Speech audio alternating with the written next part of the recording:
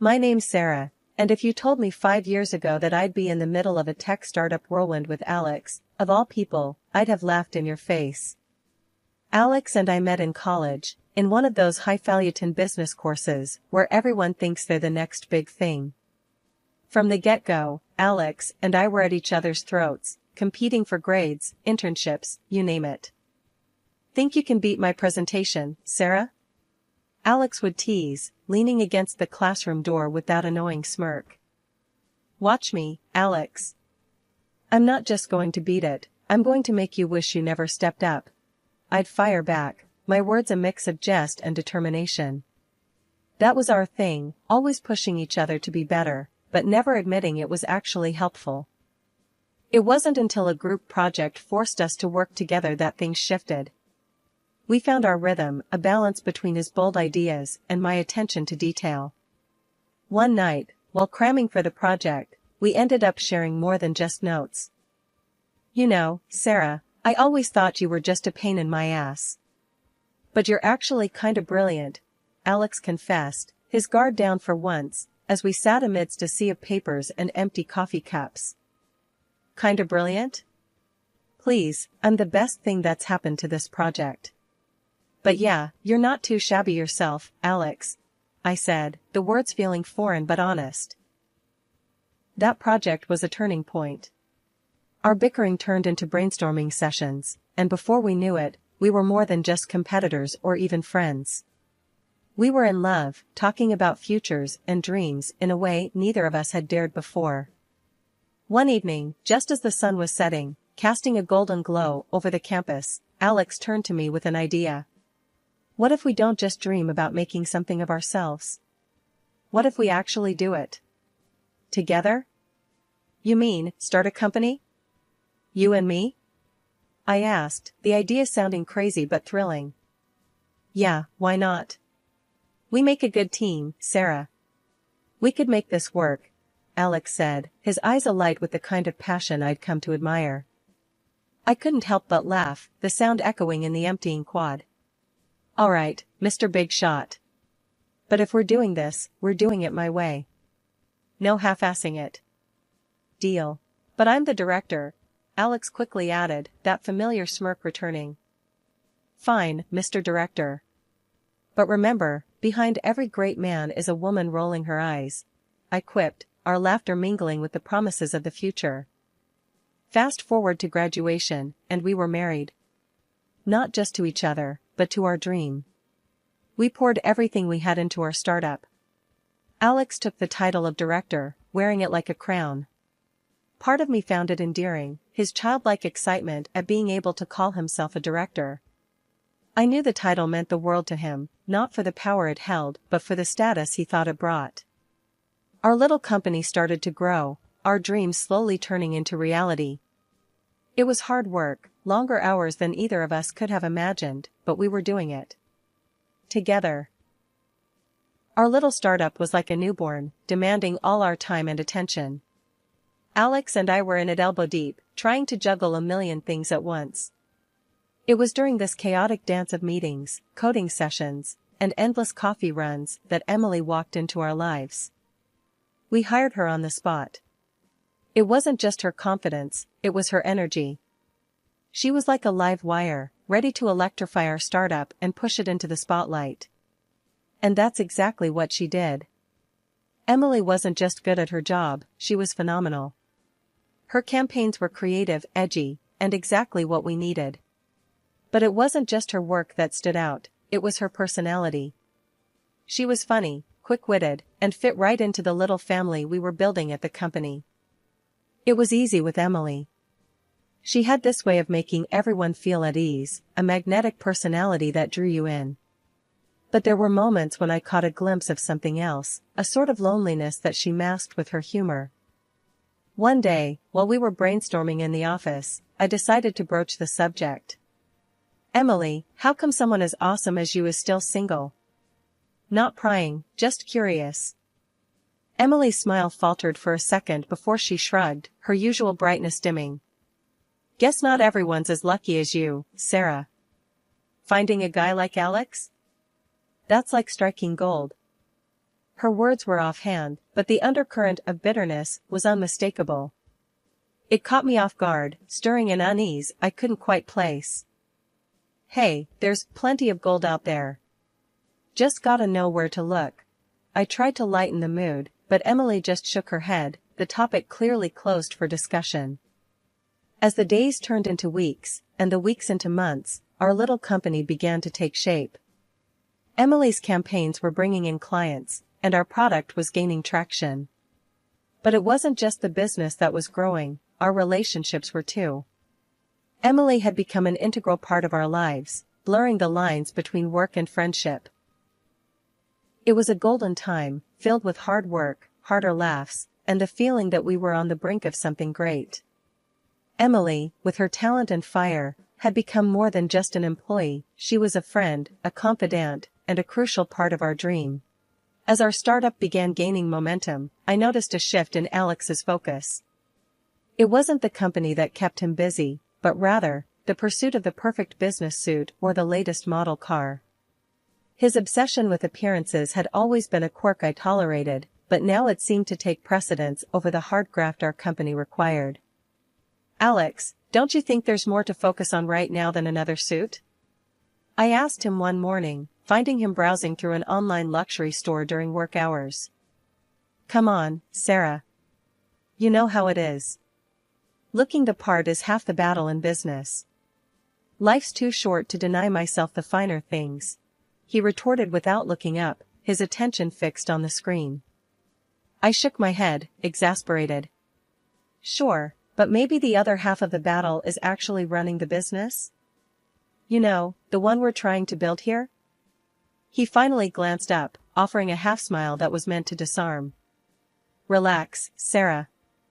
Everything's under control. A director needs to look sharp. It's good for morale." His nonchalance irked me, but I decided to let it go. There were bigger battles to fight, especially with the unsettling rumors that had begun to circulate around the office. One late evening, I was burning the midnight oil in the office when I decided to take a break and grab some coffee. As I neared the break room, I caught snippets of conversation that made me freeze in my tracks. "Saw Alex and Emily cozying up in the marketing suite yesterday. Didn't look like any work meeting to me," one of our developers muttered, unaware of my presence. "Yeah, there's definitely something going on there. They'd been spending a lot of time together after hours," another chimed in, their tone laced with gossip. I felt a lump form in my throat. My initial instinct was to brush it off as baseless office chatter, but the seed of doubt was planted. With a heavy heart and a mind swirling with questions, I retreated back to my office, the coffee forgotten. The next day, I decided to confront Alex. I needed to hear his side, to clear the air. Finding him in his office, leaning back in his chair with that all-too-familiar smirk, I didn't waste any time. "Alex, we need to talk. There's talk going around about you and Emily." "What's going on?" My tone was more confrontational than I intended, my emotions getting the better of me. Alex's smirk faded, replaced by a look of confusion. "Talk? What talk?" "Sarah, you know me. Why would I do anything to jeopardize what we have here?" His words were meant to be reassuring, but there was a stiffness to his laughter that didn't sit right with me. "I want to believe you, Alex, but the rumors. They're not just going to go away. People are talking.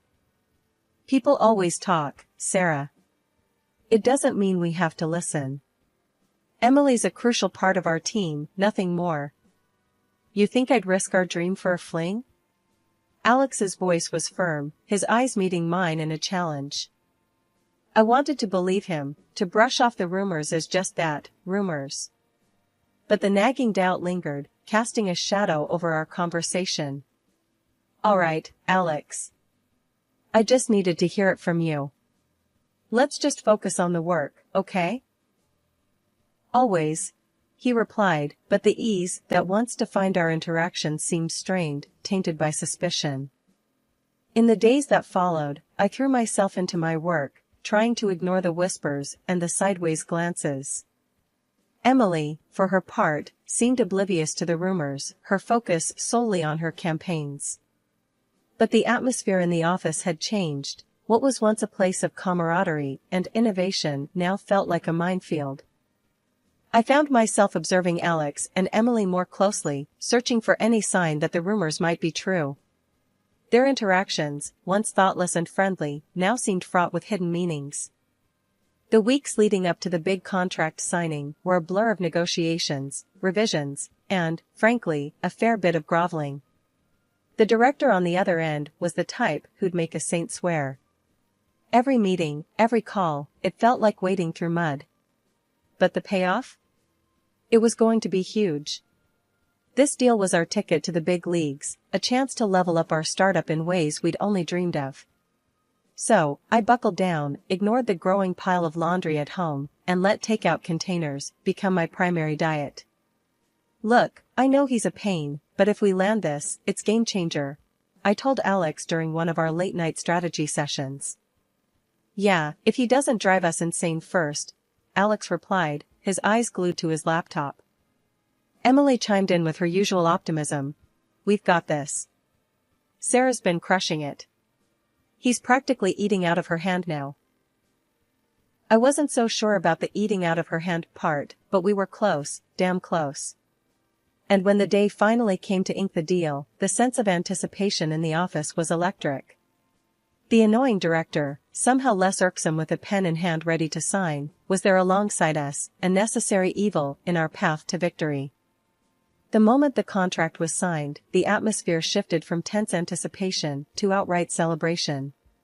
Champagne bottles popped, and glasses clinked, the sound of success ringing loud in the lobby of our little startup that could. Alex, with that director by his side, stepped forward to address the crowd. I want to take a moment to recognize the incredible effort that went into making today possible. Alex started, his voice carrying over the buzz of conversations. Sarah, in particular, has been instrumental in getting us to this point. There was applause, a few cheers, and I allowed myself a small smile. Maybe all the stress was worth it after all. But then Alex's smile turned into something I couldn't read, a mix of smugness and something colder. Which is why it's even harder to announce that as of today, Sarah will no longer be with us. The room fell silent, the kind of silence that sucks the air right out of you. What are you talking about, Alex? I managed, my voice sounding foreign to my own ears. As the director of this company, I've made the decision to let Sarah go.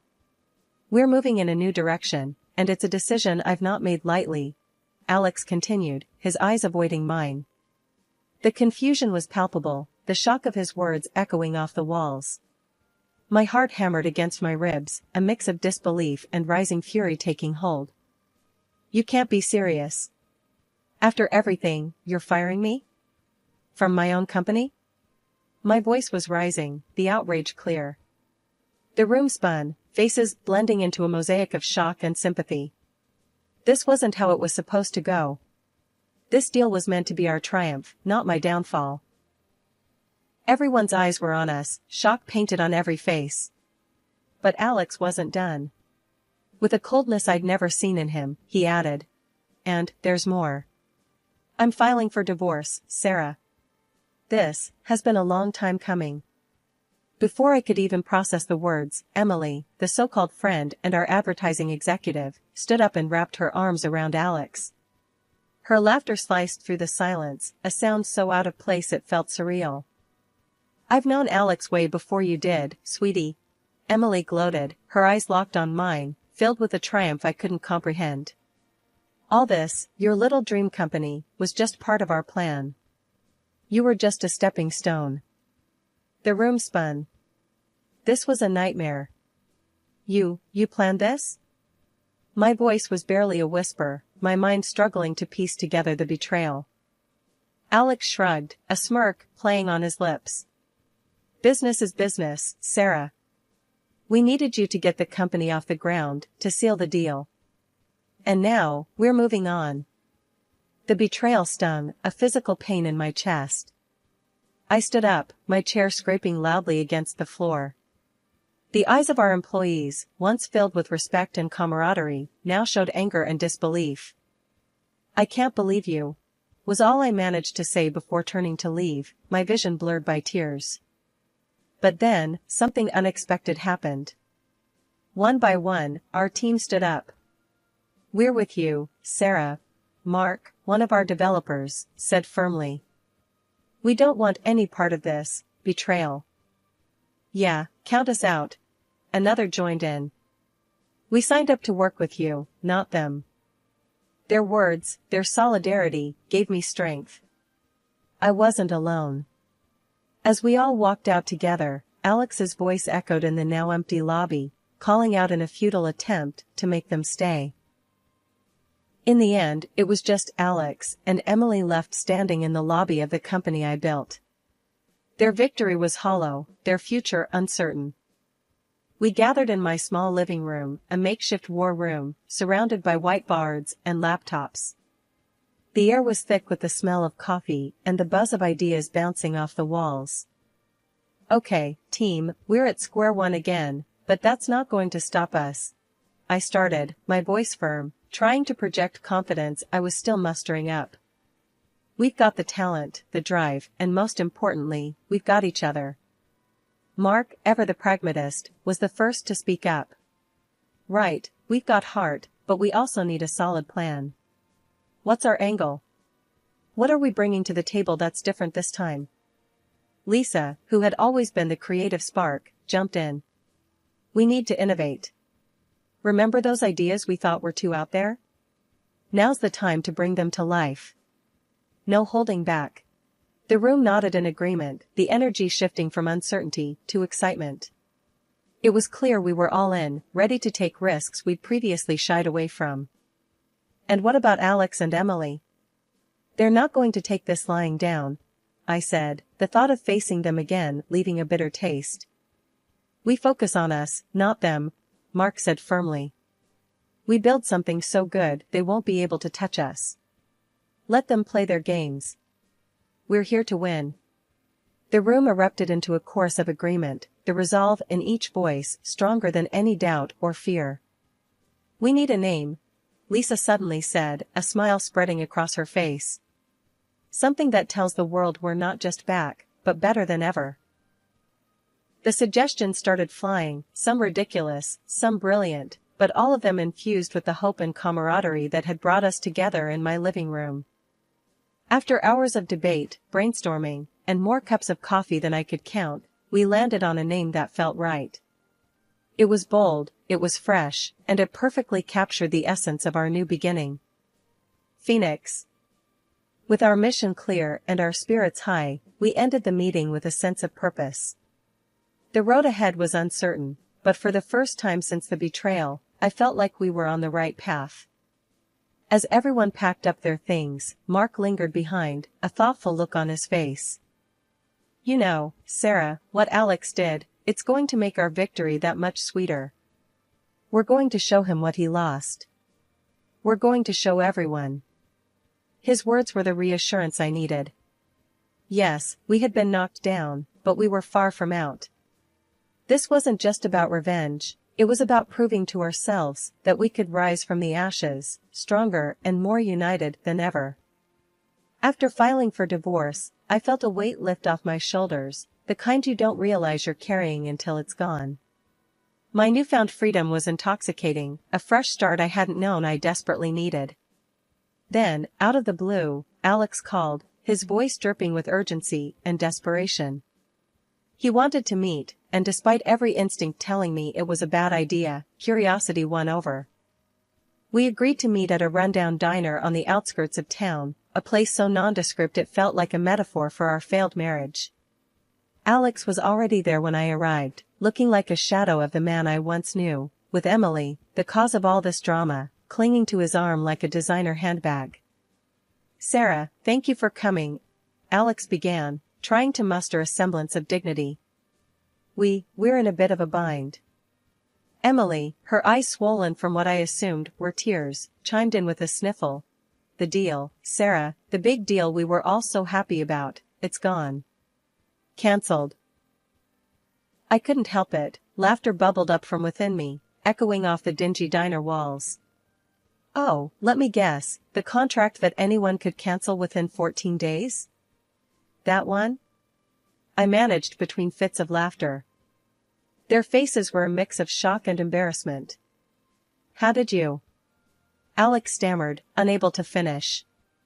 The director, the one you found so annoying? Turns out he has a thing against working with backstabbers, I said, my grin widening. The look of defeat on their faces was almost enough to make me feel sorry for them. Almost. Then, Alex, ever the opportunist, tried to salvage what little he could from the wreckage. Sarah, where did you get the funds for your new venture? Legally, I'm entitled to half, he said, desperation seeping through his feigned confidence. The audacity of the man was almost impressive. I laughed, harder this time, the sound bitter. Alex, dear, I've been making money long before you decided playing director suited you.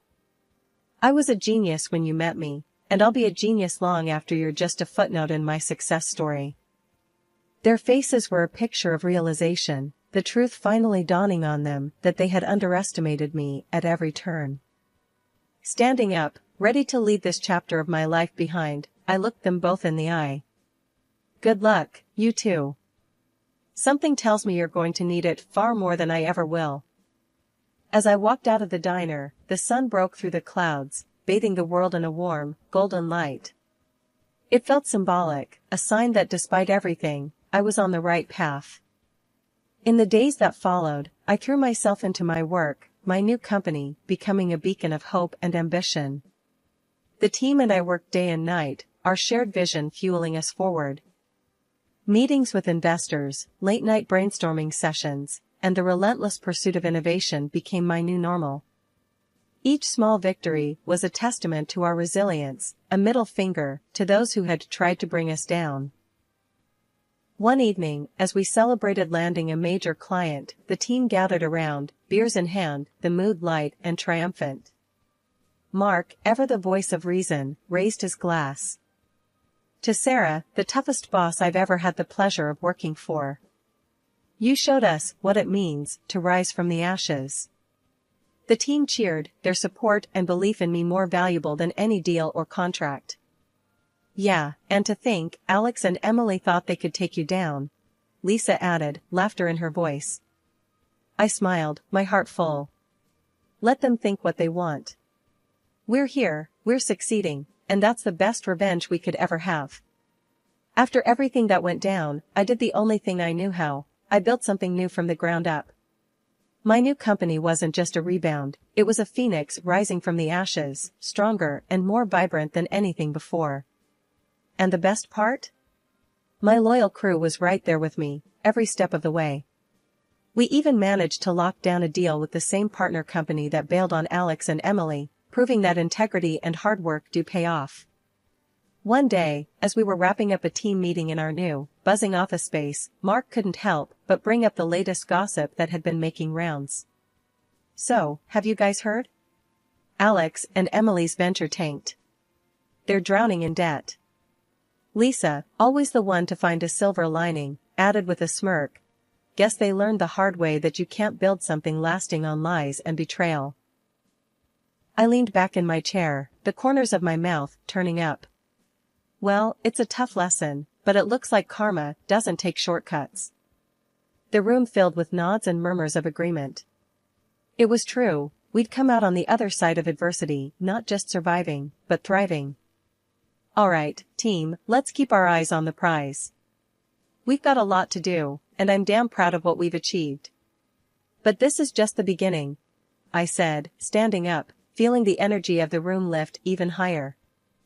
As the team dispersed back to their desks, filled with a renewed sense of purpose, I couldn't help but reflect on the journey. Starting over wasn't just about proving Alex and Emily wrong, it was about proving to ourselves that we could overcome anything. Later, as I was getting ready to leave for the day, Mark caught up with me by the elevator. You know, Sarah, seeing Alex and Emily's downfall doesn't give me as much satisfaction as seeing what we've built here. This is real success.